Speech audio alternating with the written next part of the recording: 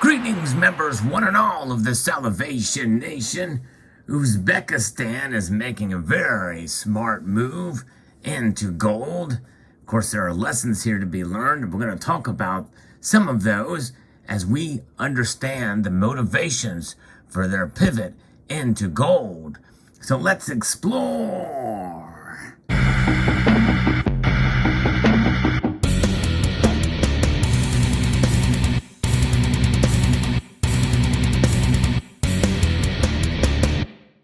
I'm going to be referencing an article here from Kitco that talks about this big news because they are the second biggest buyer of gold in the third quarter. Their central bank of Uzbekistan, and they are on a gold mission, boosting its precious metals share of foreign reserves to nearly 2/3 of its $32 billion total.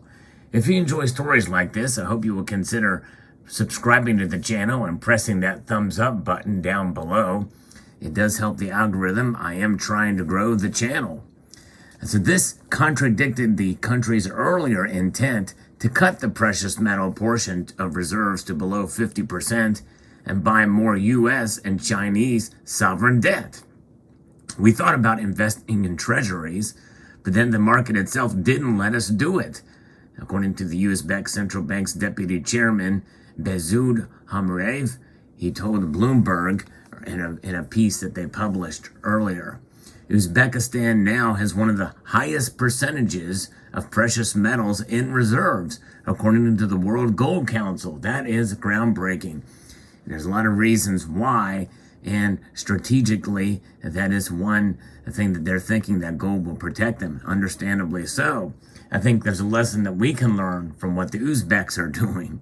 The Central Bank of Uzbekistan has been a consistent buyer, and in the third quarter, it had added 26 tons of gold to its reserves, second only to Turkey, which was the top known buyer with 31 tons bought.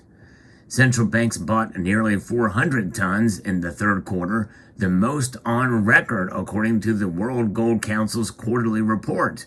That is astonishing. I did a video on that not too long ago about that massive buying, and we know that there's about 300 tons that is unaccounted for as to who has bought that and where are they buying it from.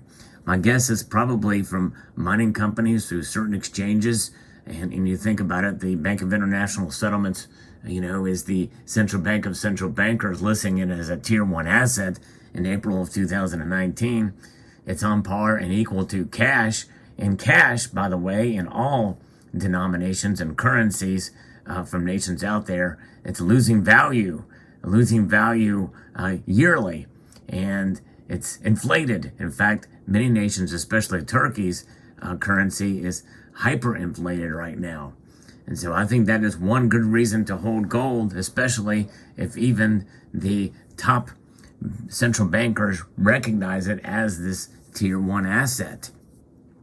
So the official sector required 673 tons year to date, more than any other annual total since 1967, which was when the U.S. dollar was still backed by gold under the Bretton Woods Agreement.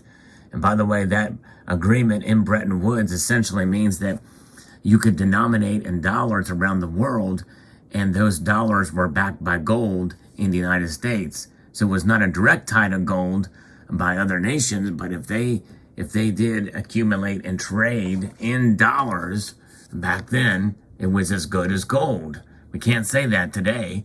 No nation can say that today. It's another reason why Uzbekistan is smart by buying gold. So when gold marked new record highs of above $2,000 an ounce in 2020, Uzbekistan's central bank made the decision to stick with gold. Prices were really good, and we continued with gold then.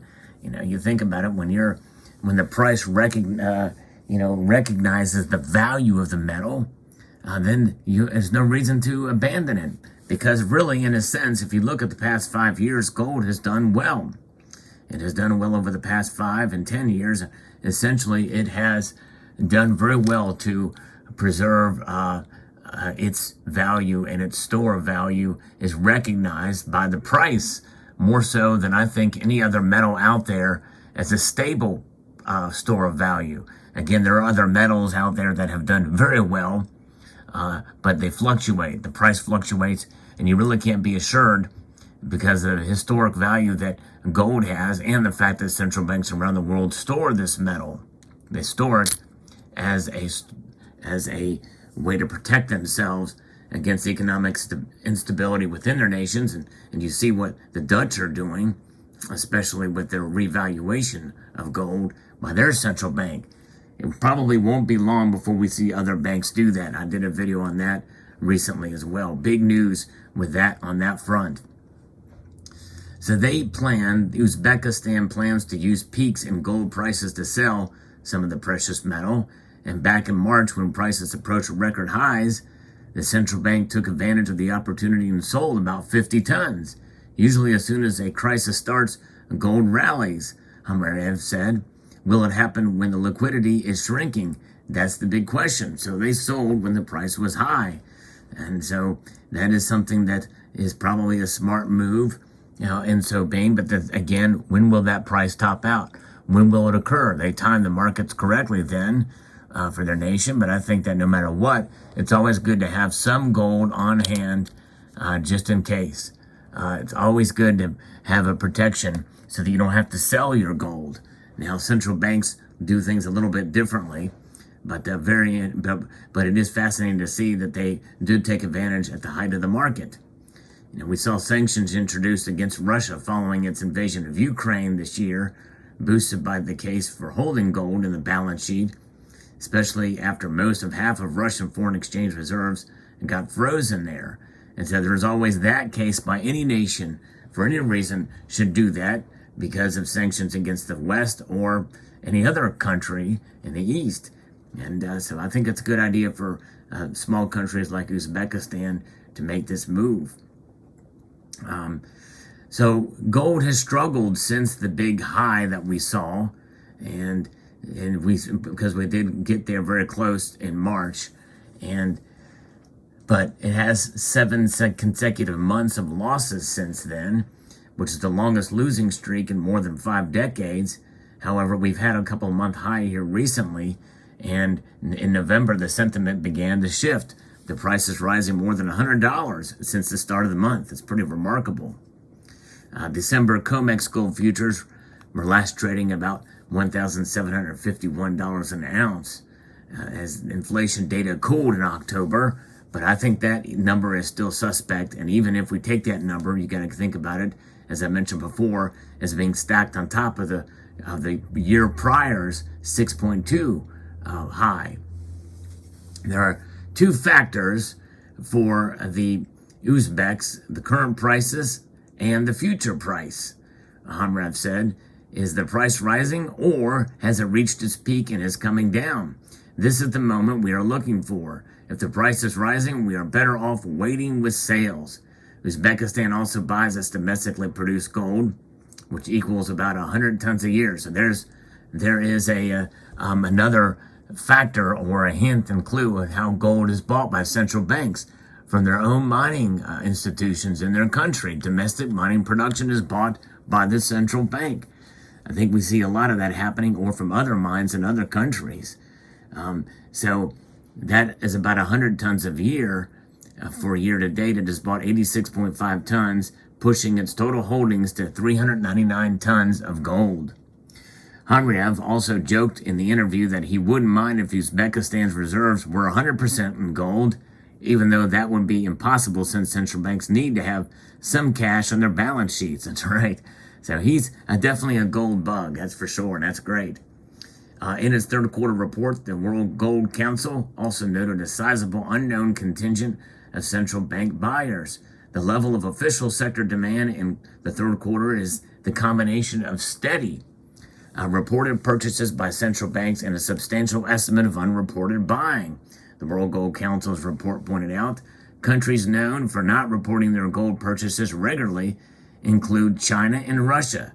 So it very well could be that they may be some of the mystery buyers that we talked about. Not all official institutions publicly report their gold holdings, or may do so with a lag. It is also worth noting that Metals Focus suggests purchases occurring during the third quarter. It's possible that they may have started earlier in the year.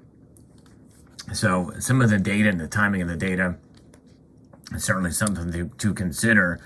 But gold, no matter how small, you buy it in increments.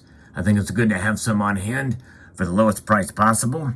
For those of us who are not central banks, but we can be our own central bank when we have gold in our possession. And so therefore, the lesson to learn here is that gold is the store of value that has lasted for centuries, and it will continue to shine on. Uzbekistan knows this. Turkey certainly knows this. And China, Russia, and even the United States knows this. Because even though we haven't added any more officially to our coffers in Fort Knox and in New York, we know that we are good. It's good to hold it and not sell any more of the 8,133 tons that we have in our possession. So there you have it. Let me know what your thoughts are in the comment section below about this video. I'd like to extend a multitude of gratitude to you all for taking the time to watch and encourage you to please rate, share, comment, and subscribe.